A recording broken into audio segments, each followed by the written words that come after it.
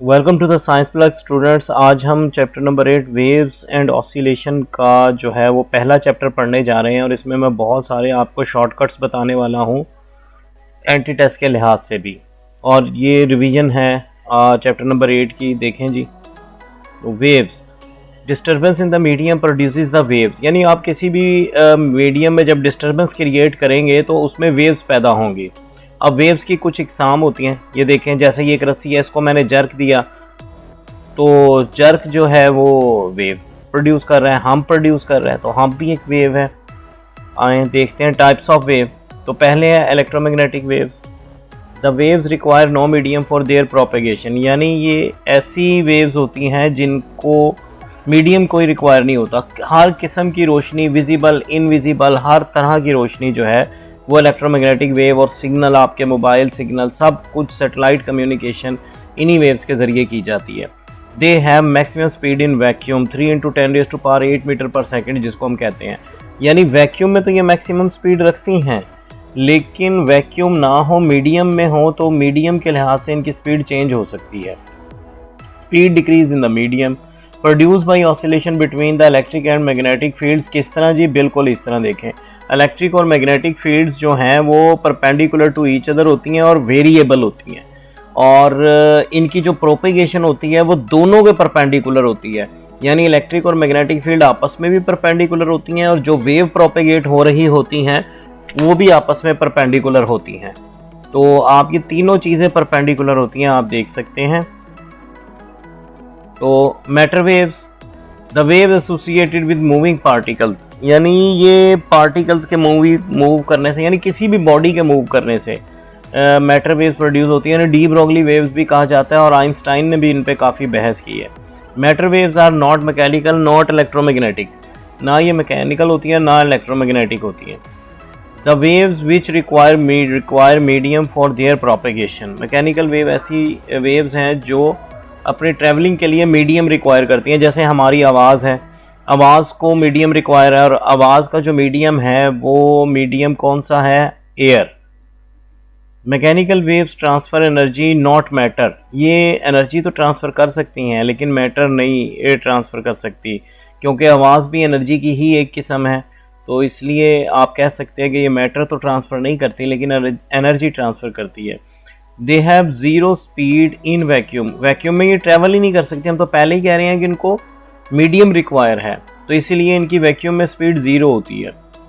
Speed maximum in the denser medium, में medium जितना denser होता जाएगा उतनी स्पीड मैक्सिमम होती जाएगी। यानी साउंड की स्पीड एयर में 340 मीटर पर सेकेंड है, साउंड की स्पीड वाटर में 1500 to 1600 मीटर पर सेकेंड, और स्टील में यही speed about 6000 metre per second हो जाती है। तो आप देखें जितना मीडियम डेंस होता जाएगा उतनी मैकेनिकल वेव्स की स्पीड भी तेज़ होती जाएगी। Types of the mechanical waves, transverse wave, the propagate perpendicular to the vibration of the medium particle, यानी ये इस तरह प्रोपेगेट करती हैं कि मीडियम के जो पार्टिकल हैं ये उनके परपेंडिकुलर ट्रैवल कर रही होती हैं। अभी मैं डायग्राम में भी आपको दिखाता हूँ। Propagate due to shear modulus of elasticity, यानी ये बड़ा अहम पॉइंट ऑब्जेक्टिव के लिहाज से कि ये शेयर मॉडुलस की वजह से जो है ये ट्रैवल करती हैं। It has ability to polarised, ये पोलराइज भी हो जाती हैं, यानी इनका एक जो कंपोनेंट है वो स्प्रेस हो सकता है, तो पोलराइजेशन हो सकती है ट्रांसवर्स वेव्स की। यानी ये लाइट वेव है, जैसे लाइट है, लाइट भी एक ट्रांसफर वेव है, तो लाइट की पोलराइजेशन हो जाती है। और आप ये देख सकते हैं कि ये मीडियम के पार्टिकल जो हैं ये ऊपर नीचे यानी वाइब्रेट कर रहे हैं और वेव जो है वो आगे की तरफ वाइब्रेट कर रही है, यानी मीडियम तो वहीं रहेगा। इसका एक सिंपल एक्सपेरिमेंट ये भी हो सकता है कि आप पानी में कागज़ के छोटे छोटे टुकड़े डालें पानी की सतह पे एक टब में, और उस टब में डिस्टर्बेंस पैदा करें, तो पानी के जो वेव्स हैं वो दूसरी तरफ जाती है, आपको किनारे की तरफ जाती हुई नज़र आएंगी, लेकिन जो पानी जो कागज़ के टुकड़े होंगे वो अपनी ही जगह ऊपर नीचे वाइब्रेट करते हुए नज़र आएंगे। Longitudinal waves, vibration of the medium along the propagation of wave, यानी इसमें कुछ काम थोड़ा उल्टा है। उसमें जो मीडियम के पार्टिकल वाइब्रेट करते हैं वेव उनके परपेंडिकुलर उनके परपेंडिकुलर जो है वो प्रोपेगेट करती है, लेकिन इसमें क्या होगा, मीडियम के पार्टिकल और प्रोपेगेशन सेम डायरेक्शन में होंगी। These can not be polarise, इनको पोलराइज नहीं किया जा सकता। इसकी एग्जांपल साउंड है, साउंड को पोलराइज नहीं किया जा सकता। Transverse waves as well as longitudinal waves में बी पीरियोडिक वेव्स, और दोनों में पीरियोडिक वेव्स जनरेट हो सकती हैं। v is equal to F lambda को दोनों फॉलो करते हैं। इसको हम ऐसे भी लिख सकते हैं, v is equal to lambda over T. Relation between path, phase and phase difference वो हमें नज़र आ रहा है, ये देखें। Phi is equal to 2 pi X over lambda. Phi phase difference है और लैम्डा जो है वो पाथ डिफरेंस है। तो आप ये कह सकते हैं कि ये इनका जो है वो एक छोटा सा रिलेशन है। तो ये देखें ज़रा, यहाँ पे गौर से देखें कि वेव, ये ब्लैक पॉइंटर आपको बता रहा है कि वेव तो आगे ट्रेवल कर रही है, ठीक है, और साथ ही मीडियम के पार्टिकल भी आगे पीछे जो है वो हो रहे हैं। तो ये अलोंग द प्रोपेगेशन जाते हैं। और इसी तरह आप ये देख सकते हैं कि स्प्रिंग में भी कंप्रेशनल वेव है। तो ये कंप्रेशन और रेयरफेक्शन के लिहाज से जो है वो ट्रैवल करती हैं। तो जहाँ कंप्रेशन है वहाँ पे पार्टिकल इकट्ठे हुए, जहाँ रेयरफेक्शन है वहाँ पे पार्टिकल ज़रा दूर दूर हो जाते हैं। और इन पे साइन वेव कैसे बनती है वो भी मैंने आपको दिखाई। यानी जहाँ पे कंप्रेशन होगा वहाँ पे क्रस्ट होगा, और जहाँ पे रेयरफेक्शन होगा वहाँ पे ट्रफ होगा। तो आप ये देख सकते हैं, ये स्टूडेंट अक्सर कंफ्यूज होते हैं कंप्रेशन और रेयरफेक्शन में इस वेव को बनाने के लिए, तो मैंने इसलिए ये इमेज बनाया। नेक्स्ट आप देख सकते हैं कि ये इस तरह भी आपको नज़र आ रही हैं। तो यहाँ भी आप देखें, ये लाइनें जहाँ पे कंप्रेशन होता है वो इकट्ठी हो जाती हैं, और जहाँ पे रेयरफेक्शन होता है वहाँ पे ये लाइनें ज़रा दूर दूर हो जाती हैं। नेक्स्ट चलते हैं जी, effect of change of medium. अगर मीडियम चेंज हो तो v is directly proportional to lambda. इस चीज़ को आपने याद रखना है। नेक्स्ट देखें जी, क्वालिटी क्या है मीडियम की, मैकेनिकल वेव है या इलेक्ट्रोमैग्नेटिक वेव है। अगर रेयर टू डेंसर जाएंगी, यानी ये तब है जब रेयर टू डेंसर, यानी हवा से वाटर में या हवा से ग्लास में आप कह लेंगे ये जा रही हैं। तो अगर रेयर टू डेंसर जाएंगी तो मैकेनिकल वेव की स्पीड बढ़ जाएगी, जबकि इलेक्ट्रोमैग्नेटिक वेव की स्पीड कम हो जाएगी। फ्रीक्वेंसी दोनों की कांस्टेंट रहेगी रेयर टू डेंसर जाने में, और वेवलेंथ जो है वो क्या होगी, इंक्रीज हो जाएगी। मैकेनिकल वेव की वेवलेंथ इंक्रीज हो जाएगी और इलेक्ट्रोमैग्नेटिक की वेवलेंथ डिक्रीज हो जाएगी। और इसी तरह अगर डेंसर टू रेयर जाएंगी, ये देखें, तो ये मैकेनिकल वेव और ये इलेक्ट्रोमैग्नेटिक वेव का कंपैरिजन है। तो जब डेंसर टू रेयर जाएगी तो स्पीड डिक्रीज हो जाएगी मैकेनिकल की, लेकिन इंक्रीज हो जाएगी इलेक्ट्रोमैग्नेटिक की। इसी तरह फ्रीक्वेंसी दोनों केसेस में कांस्टेंट रहेगी। और वेवलेंथ क्या होगी, जब डेंसर टू रेयर जाएगी तो मैकेनिकल की डिक्रीज हो जाएगी वेवलेंथ, और इलेक्ट्रोमैग्नेटिक की इंक्रीज हो जाएगी। ये बड़ा ज़बरदस्त कंपैरिजन है शॉर्ट क्वेश्चन, एमसीक्यू और एंट्री टेस्ट के लिहाज से। तो आइए देखते हैं स्पीड ऑफ साउंड को। तो मैंने अभी आपको स्पीड ऑफ साउंड में अभी बताया कि ये लॉन्गिट्यूडनल वेव है, बहुत अहम टॉपिक है। स्टील वाटर में आपको ये दिखाई गई है, हवा में मैंने आपको बताई है कि 340 मीटर पर सेकंड होती है, तो पानी में 1500 मीटर पर सेकंड और स्टील में 6000 मीटर पर सेकंड। तो लॉन्गिट्यूडनल वेव की स्पीड वैसे वैसे बढ़ती जाती है जैसे डेंसिटी बढ़ती जाती है मीडियम की। Formulas for the speed of gases and solids are.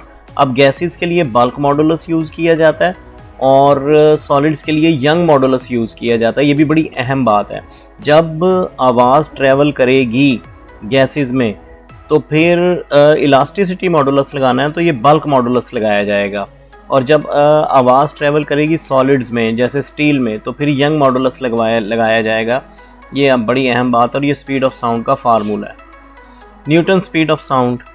तो Newton's try to find the process through which the sound produces and proceed. अच्छा, ये बड़ा अहम जुमला है, ये मैंने जानबूझ के लिखा कि स्पीड, देखें स्पीड ऑफ साउंड का फार्मूला तो हमें पहले से ही पता है, तो फिर न्यूटन ने दोबारा ट्राई क्यों की।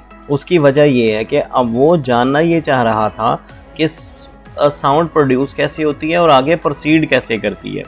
तो इसी को उसने जानने के लिए यहाँ पे प्रोसेस कंसिडर किया, आइसोथर्मल प्रोसेस, कि आवाज़ का पैदा होना एक आइसोथर्मल प्रोसेस है, क्योंकि चेंज तो होती नहीं है टेम्परेचर।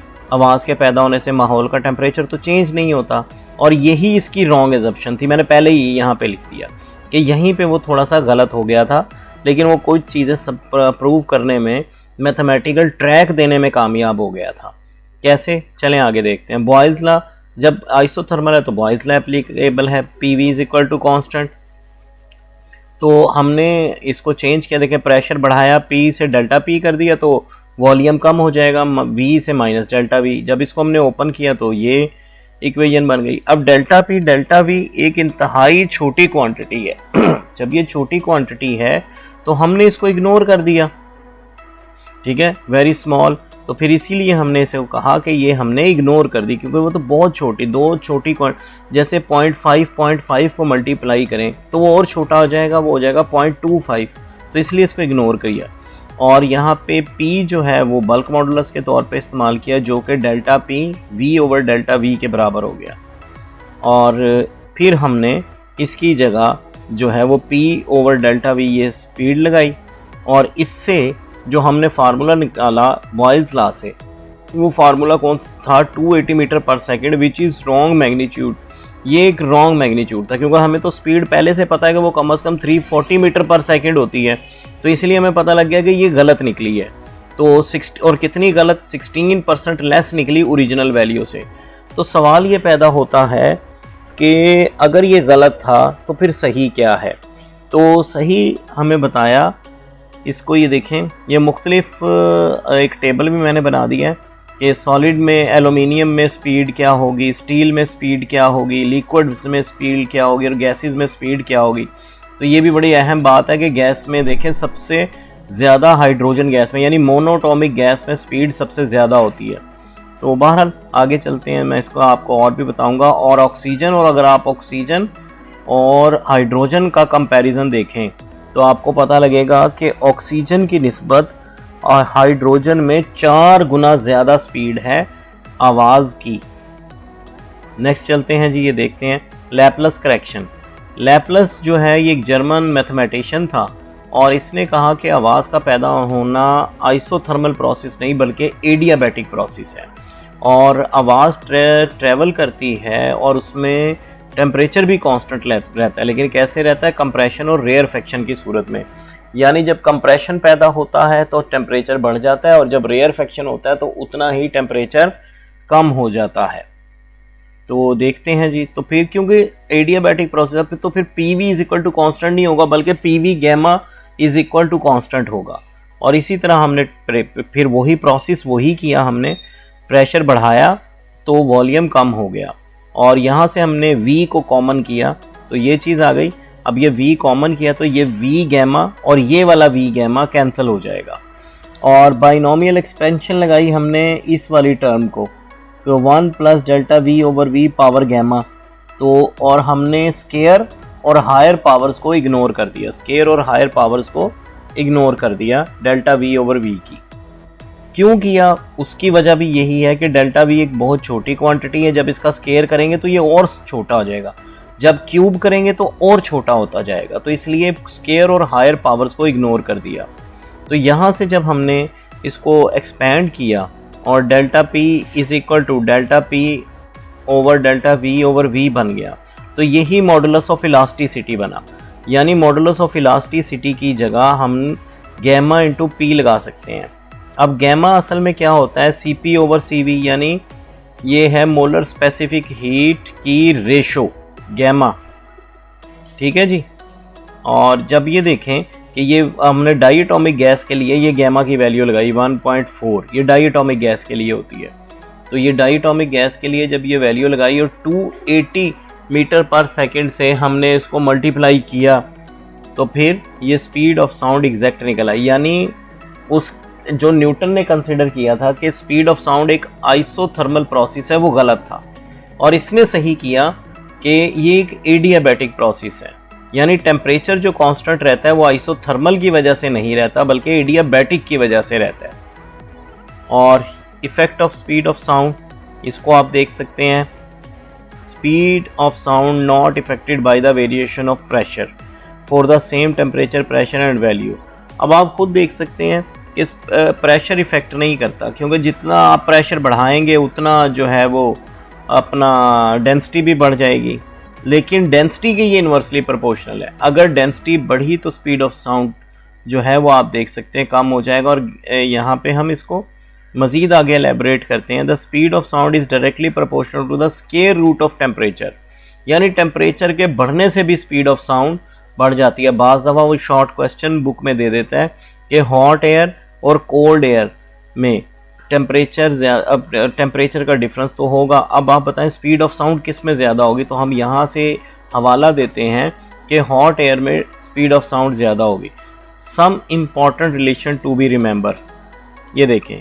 अब यहाँ से अगर हम डेंसिटी की बात करें तो ये दो डेंसिटीज़ को हमने क्या किया, कंपेयर किया, और ये दो टेम्परेचर्स को कंपेयर किया। ये एंट्री टेस्ट के लिए बहुत ही ज़रूरी चीज़ें हैं।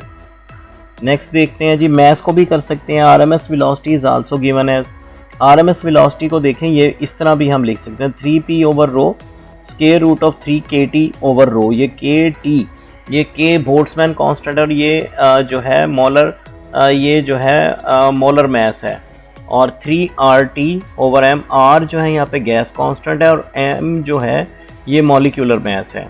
तो ये इसको भी आपने याद रखना है, ये आरएमएस वेलोसिटी है, और यहाँ से भी यही वाले रिलेशन ड्रॉ किए जा सकते हैं।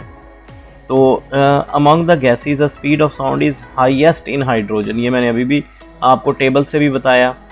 तो आप ये देख सकते हैं कि स्पीड, इसका जो इफ़ेक्ट होगा, यानी ये प्रूव करने के लिए ये सेपरेट 5 नंबर का क्वेश्चन भी आ जाता है कि इसको प्रूव करें। तो ये वॉल्यूम एक्सपेंशन का जो कॉफिशेंट है, ये हमारे पास एक फार्मूला है, और बीटा जो है वॉल्यूम एक्सपेंशन कॉफिशेंट है, ये वॉल्यूम एक्सपेंशन का फार्मूला है। और ये मैंने इनकी स्पेसिफिकेशंस लिख दी, VT volume of gas at T degree, V0 volume of gas at 0 degree, beta is the coefficient of volume expansion and T is the temperature. हम गैसेस के लिए ये कंसिडर करते हैं कि बीटा 1/273 है, बीटा 1/273 है। तो हमने इसको इक्वेशन नंबर 1 में पुट किया यहाँ पे, तो ये रिज़ल्ट हमें मिल गया, ये आप देख सकते हैं। तो मैं ड्राइव करके भी दिखा रहा हूँ आपको साथ साथ। अब ज़रा गौर करें कि वॉल्यूम है, ये वॉल्यूम क्या होता है, मास ओवर डेंसिटी। तो ये हमने वॉल्यूम की वैल्यू लगा दी, मास ओवर डेंसिटी। तो m तो दोनों साइडों पे सेम है, m को हमने कैंसिल कर दिया, m को कैंसिल कर दिया। जब m को कैंसिल कर दिया तो रो नॉट ओवर रो t निकल आया। नाउ वी गेट, और यहाँ से हमने, क्योंकि पीछे हमने ये देखें, मैं हवाला भी आपको एक दफ़ा फिर से दे देता हूँ कि यहाँ पे हमने क्या कहा कि v1 ओवर v2 रो 2 ओवर रो 1 के बराबर है। तो यहाँ से मैंने, क्योंकि वहाँ पे हमने इसकी रेशो बना ली, हमने ये रेशो बना ली है डेंसिटीज़ की, तो यहाँ पे हमने क्योंकि डेंसिटीज़ की रेशो बना ली है, तो इसकी जगह हमने ये वेलोसिटी पुट करनी है अब। और ये देखें, क्योंकि वहाँ पे स्क्वायर रूट था, तो ये देखें स्क्वायर रूट लिया और यहाँ भी स्क्वायर रूट आ गया। अब ये बिल्कुल वैसी ही एक फॉर्म बन गई जो हमने टेम्परेचर की इक्वेशन की फॉर्म बनाई थी। तो अब इस पे बाइनोमियल एक्सपेंशन लगानी है अप टू फर्स्ट टर्म। तो ये देखें, ये मैंने लिख भी दिया कि इस पे सिर्फ बाइनोमियल एक्सपेंशन और लगे, यानी स्क्वायर और हायर वैल्यूज इसकी भी इग्नोर हो जाएंगी। और जब फर्स्ट टर्म तक लगाएंगे तो देखें ये हमारे पास रिजल्ट आ गया। यहाँ पे V0 जो है असल में ये स्पीड ऑफ साउंड है एयर में। जब मैंने ये फार्मूला यहाँ पे इसकी वैल्यू लगाई speed of sound in air की, तो ये मेरे पास जो है फार्मूला निकल आया। T टेम्परेचर है सेल्सियस में। तो आप देखें, अगर मैं 1 लिखूँ, अगर यहाँ पे 1 सेल्सियस लिखूँ, तो यानी ये स्पीड ऑफ साउंड में 0.0161 का इजाफा हो जाएगा। अगर मैं कहूँ कि मैंने टेम्परेचर बढ़ गया 10 सेल्सियस, टेम्परेचर बढ़ गया 10 सेल्सियस, तो स्पीड ऑफ साउंड में 6.1 का इजाफा हो जाएगा।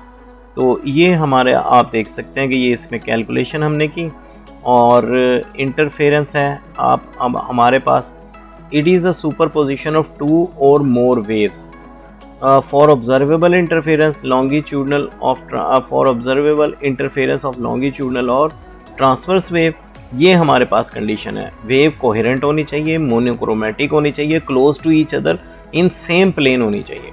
अगर ऑब्जर्वेबल इंटरफेरेंस आपने लेना है तो फॉर कंस्ट्रक्टिव इंटरफेरेंस के लिए पाथ डिफरेंस और फेज डिफरेंस सेम होना चाहिए। ये देखें, जैसे ही ये दो वेव्स ये जैसे ही ये देखें, ये जैसे ही सेम यानी क्रस्ट पे और ट्रफ पे आता है, तो आप देख सकते हैं कि नीचे ये जो रिजल्टेंट वेव है इसका एम्पलीट्यूड बढ़ जाता है, और जैसे ही क्रस्ट ट्रफ पे आता है तो इसका एम्पलीट्यूड कैंसिल हो जाता है। तो ये कंस्ट्रक्टिव में होता है। अब पार्ट डिफरेंस क्या होना चाहिए, multiple of lambda, lambda 2 lambda 3 lambda या 4 लैम्डा, ये होना चाहिए, तो फिर कंस्ट्रक्टिव इंटरफेरेंस होगा। और फेज डिफरेंस क्या होना चाहिए, पाई, 2 पाई, 4 पाई, 6 पाई। वो बाज़ दफ़ा ऑब्जेक्टिव में पाथ डिफरेंस की बात कर देता है कंस्ट्रक्टिव इंटरफेरेंस के लिए, और बाज़ दफ़ा फेज डिफरेंस की बात कर देता है। तो आपको दोनों याद रखने पड़ेंगे। तो डिस्ट्रक्टिव इंटरफेरेंस इसी तरह multiple of lambda by 2, 3 lambda by 2, 5 lambda by 2, और इसका general formula 2n+1 lambda by 2 होगा, और n+1/2 लैम्डा। ये भी आप देख सकते हैं कि ये हो जाएगा हमारे पास। और पार्ट डिफरेंस इसका होगा पाई, 3 पाई, 5 पाई। ज़रा उसमें देखें, उसमें सारे इवन नंबर्स हैं फेज डिफरेंस में, और इसमें फेज डिफरेंस में सारे ऑड नंबर्स आएंगे। और ये आप देख सकते हैं, ये भी एक कंस्ट्रक्टिव और डिस्ट्रक्टिव इंटरफेरेंस की मैंने आपको एक एग्जांपल दिखाई। इसमें जो ये ग्रीन वेव है ये इनकी रिजल्टेंट वेव है, ठीक है जी, ये जो ग्रीन वेव है ये रिजल्टेंट वेव है। तो ये सुपरपोजिशन ऑफ 2 वेव्स है, यानी 2 या 2 से ज़्यादा वेव्स जब आपस में मिलती हैं तो वो मुख्तलिफ फिनोमिनास क्रिएट करती हैं। तो सुपरपोजिशन से कंस्ट्रक्टिव इंटरफेरेंस भी हो सकता है। ये देखें, ये स्टेशनरी वेव बन रही है सुपरपोजिशन की वजह से, और ये ट्रांसवर्स वेव बन रही है सुपरपोजिशन की वजह से। तो हम कहते हैं the net displacement of the medium at any point in space और time is simply the sum of individual waves displacements. तो यानी जो भी हमारे पास बनती हैं वो उसमें आप देख सकते हैं कि वो असल में इंडिविजुअल वेव्स का रिजल्टेंट वेव होती हैं सुपरपोजिशन में, और सुपरपोजिशन बेशुमार फिनोमिनास हमें क्रिएट करके देता है, जिनकी हम बात इस चैप्टर में आगे करेंगे। तो आज के लिए इतना ही काफ़ी है, इजाज़त दीजिए, अल्लाह हाफिज़।